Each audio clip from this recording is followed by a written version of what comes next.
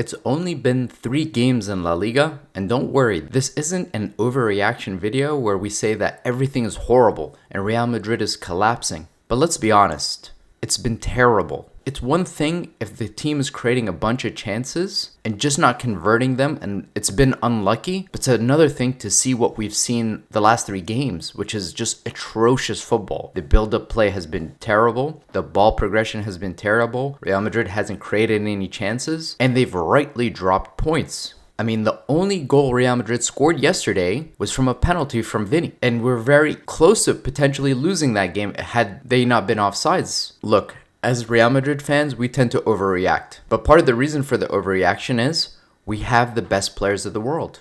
When you sign Kylian Mbappe to a team that just won the Champions League and just won La Liga, you have high expectations. And we know if Carlo Ancelotti played the Champions League music before any of those games, those guys would come out and win the game without a question. But it's frustrating to see what we're seeing, which is a complete lack of balance, no system. It just has not looked at any moment like it's been good at all. And you're seeing even players like Luka Modric, experienced players who've been at Real Madrid for such a long time, having some of their worst games in a Real Madrid jersey. The only guy who can say he's been consistent and has done well is Federico Valverde. In this video, I'll talk about the 5 things that are urgently needed at Real Madrid to start creating better chances, to manage the transition of the opposition better, and to ultimately score more goals. Now, I'm not a manager, nor am I a guy who obsesses over things like XG, stats, or field tilt, but rather, as a fan of Real Madrid for over 25 years, I'm looking at the process, the immeasurable things. So make sure to stay tuned to the end because I really genuinely believe that these 5 things will have a significant impact on Real Madrid. Now, the first thing is, I'm not going to spend this whole video talking about how much we miss Toni Kroos, but we clearly do. But this is the personnel that is going to be available at the club for this upcoming season. Carlo Ancelotti already said the transfer window is closed. But the first thing we need to do is resolve the ball progression issue. A double pivot of Tchouaméni and Valverde does not work whatsoever. The last game, Carlo Ancelotti brought on Luka Modric in an effort to hopefully improve that whole process. But this season, so far, the cameos that Modric has made have all been really poor. I mean, the guy's 39 years old. The old Luka Modric can make something out of nothing. In the last 2 games in La Liga prior to the one against Las Palmas yesterday, you see that the passing in the midfield and from deeper zones is very lateral. That both Tchouaméni and Valverde don't feel very comfortable making line-breaking passes that are forward. A lot of it is lateral passes because they've relied so heavily on one man, Toni Kroos, to initiate the build-up phase. And so even times where you saw players like Arda Güler against Valladolid at home at the Bernabeu, when he was available through the lines,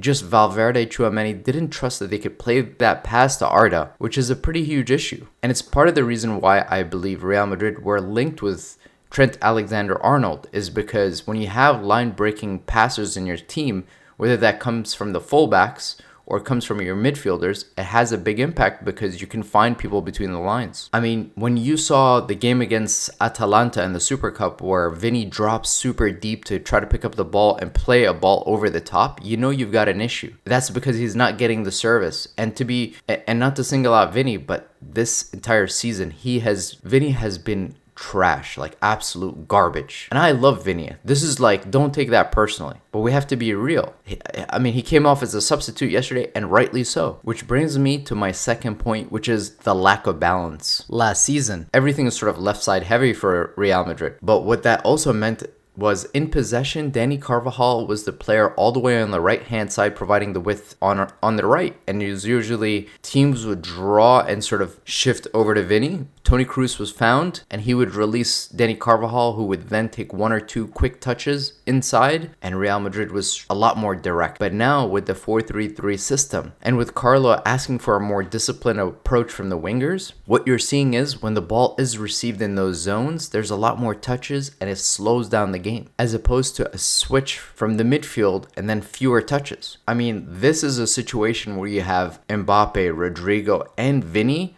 who have very similar profiles as players who want to occupy the same zones playing in the same team. And it gets to be a point where you say to yourself, Real Madrid's philosophy is you get the best players in the world and you find a way to play them. But this system is clearly super unbalanced. Which brings me to my third point, which is there's no physical presence in the box whatsoever. With Jude Bellingham not being there, there's hardly anybody in the box whenever the ball is with the fullbacks. We saw that video in the tunnel where Jude Bellingham is telling both Mbappe and Vinny to try to finish the attacks more quickly because their running back is getting exhausting. But it's been pass, not getting any penetrating passes into any dangerous zones. We're not creating anything. Last season, you had a guy like Jude who, especially when Vinny went through that phase where he was injured last season, Jude was there, he was available in the box, especially for late runs through the channel, and that made it so difficult for teams to manage that. And that brings me to my fourth point, which is we have to reassess the certain zones that players are occupying right now. For example, you're seeing Fran Garcia, Ferland Mendy inverting, which means they're playing in the half space and they're occupying zones that typically should be occupied by creative players who can do something. That's why typically fullbacks make overlapping runs to create space for wingers. But we've seen in the last few games Fran Garcia, Ferland Mendy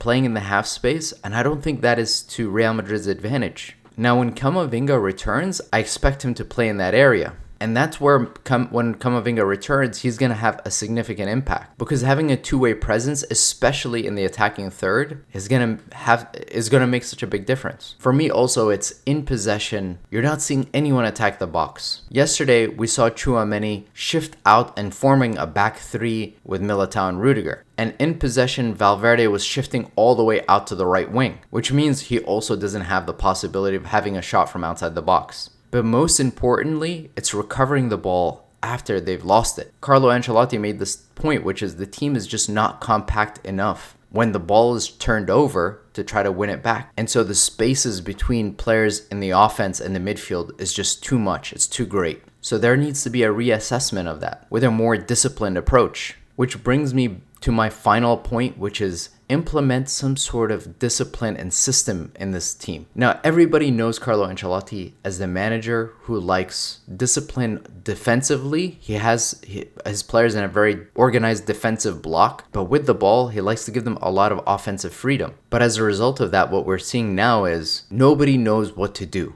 Everyone's looking up with the ball at their feet and not knowing where to pick up a player. Carlo's system works when you have players like Luka Modric, Toni Kroos, Karim Benzema, who are the link. Those guys can manage the tempo. You can find them at their feet. They can stabilize the disorganization. But now you don't have any one of those three, except Luka Modric occasionally, in your starting lineup. So you need a more organized approach. I just think to teams like Arsenal that have on their right-hand side Bukayo Saka, Ben White, and Martin Odegaard. And every one of those three players knows exactly where they should be in the build-up phase. But more importantly, they know what to do to recover the ball after they've lost it. And they all press succinctly. Now, I'm not saying Real Madrid needs to be a system team, but people also need to have a little bit more direction and know what to do. Last season, Carvajal had arguably his best season at Real Madrid, but now he's taking on a new responsibility.